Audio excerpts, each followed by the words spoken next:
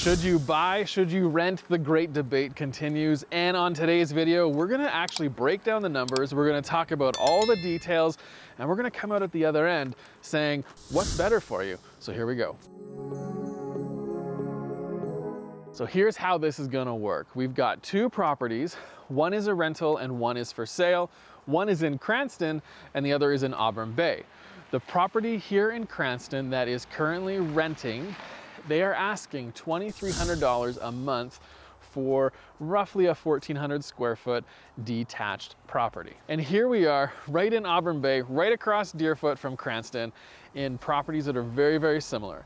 The home on this street is listed right around $525,000, but when I look at comparables back in Cranston on what things are selling for, it's a lot closer to around $500,000. So that's the number we're gonna go off when we're calculating everything for the sale. All right, so let's take a look at the numbers. So there's a few assumptions that we have to make to start off right off the bat. The first one is inflation. Now I know inflation is kind of running rampant over the last couple of years, and rightly so, but it's not gonna stay like that forever. The governments are all doing things to make that a change in the future, and we're not going to see 7% inflation for the next 7 years. So what we did is we looked backwards from 1960 to today and took that average inflation number, and that was right around 3.7%. So that 3.7% that you see on the screen, this is what we're going to assume that is what inflation is going to be over the next 7 years. Now, the second thing we have to assume is how long that you're going to be in this property for, whether it's renting or whether it's buying. So we have found that many people typically are staying in properties for around 5 to 7 years. So we're going to go on the long side of that, and we're going to use 7 years as the timeline that we are making this comparison for. So let's start off with renting. So this property that we just were in front of, they are asking $2,300 a month for rent. So if we take that number, the $2,300, we figure out that about the average renter insurance is gonna be around $40 a month. So let's add that to it. And we also have to add utilities, because many places when you rent ask for utilities on top of what you're paying. So you're gonna have an average around $410 a month. That is assuming that $300 is happening in the winter months and $200 in the summer months, and then around $160 for water and your internet. So if you have about $410 a month for your insurance or for your utilities, that's going to come out to a total of about $2,750 per month that you're actually paying per month for rent. Now, if we take that number, the $2,075, and we actually adjust it for inflation, because you're not going to necessarily pay that the same amount every year for the next 7 years, or every month for the next 7 years, we have to look at that number. So if we do the calculations, we add inflation to it, we would come out at around $3,075 is the adjusted rental monthly cost that you are going to be paying over the next 7 years. Now, the great part about this is you didn't have to spend that money to buy the house. So if you had that cash and you're going to invest it or do something with it instead, how does that play out? Well, what we have found is about the average down payment in Alberta is around 15.5%. So that would mean it would be about $77,500 that you would have been putting down on this property or on a property when you bought it, but you didn't because you're renting. So you would have $77,500 that you'd have cash sitting there because you decided to rent instead. Now, you would also have about $2,500 of closing costs, so we can round this out to about $80,000 that you would have in hand that you didn't have to spend because you're renting instead of buying a property. Now, the one thing that we have to take away from that is the 1 month deposit to the landlord. So now you've got $76,925 to do something with. We don't want just money just sitting around. You want cash making you more money. So invest that.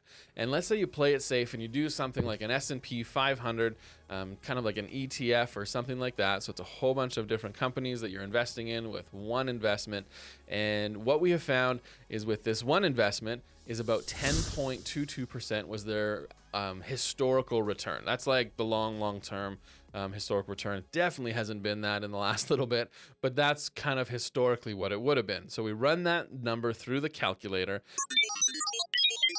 and we actually come out with $40,954 of profit over the 7 years. So you would have turned your $76,000 into about $117,000, and you'd have about almost $41,000 that you now have cash, right? You created that income, that money. And so if we divide that monthly, it would turn out to be about $487.55 per month positive to you.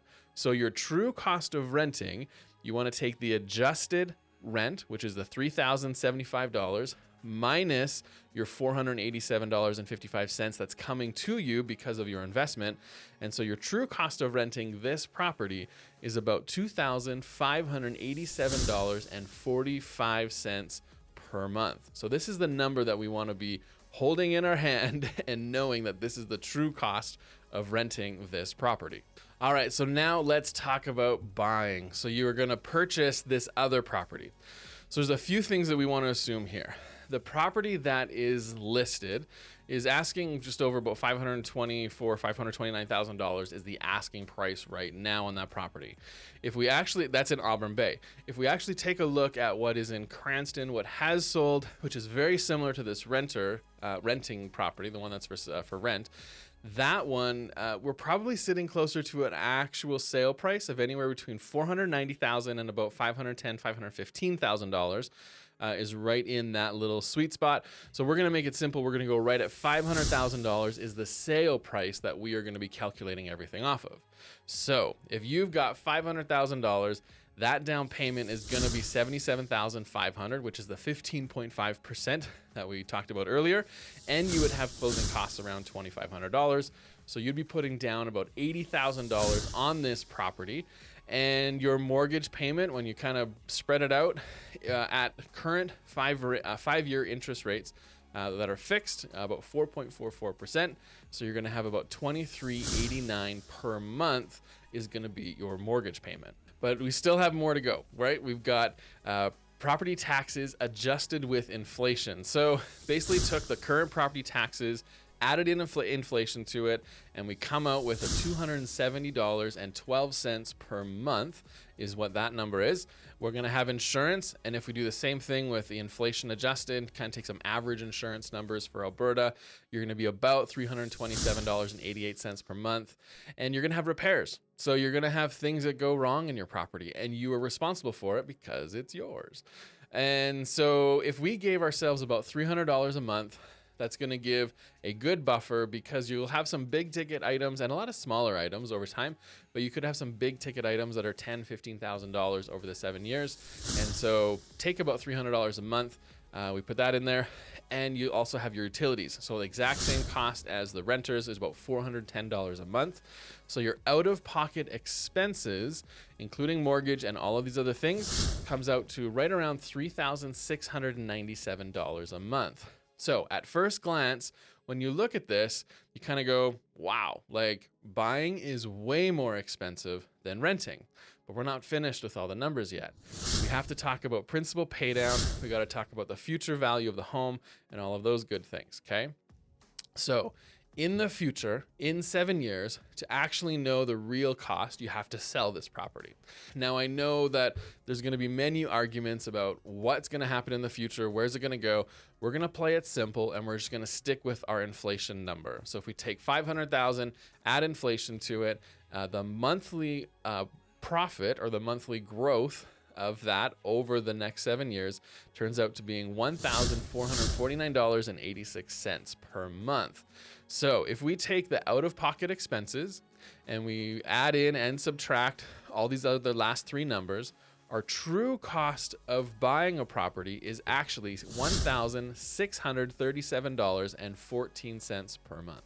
So as you can see, there are a lot of pros and cons to both buying and renting. However, on a monthly cost basis, it is actually about $950.31 cheaper to buy a property than it is to rent a property.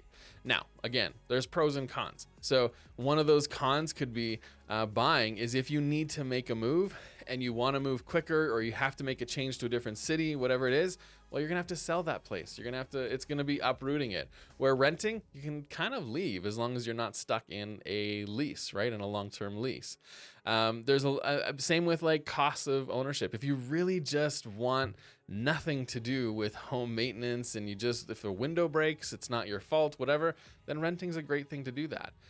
The other con of renting is, let's say if the landlord decides to sell a property and you are in it and you got kids in a school right down the street, well, now you're gonna have to try to find another renter, or maybe a rental, sorry, or you're gonna have to buy a place to keep them in the same school, or you're gonna have to start switching schools for kids. So there's pros and cons to both buying and renting, but you have to do what's best for you.